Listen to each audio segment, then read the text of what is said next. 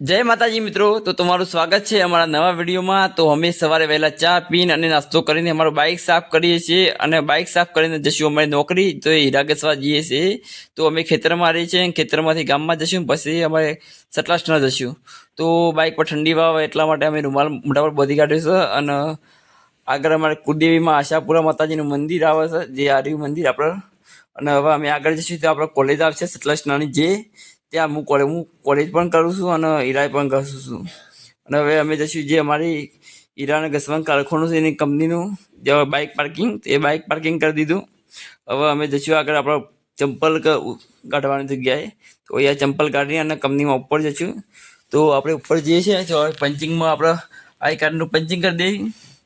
તો આપણે આઈ કાર્ડનું પંચિંગ કરી દીધું અને હવે આગળ જઈશું। તે અમારે ઘંટીઓ હશે, કારીગરો આવી ગયેલા બધા કારીગર હીરા ઘસવા બેસી ગયા, અમુક વહેલા આવ્યા।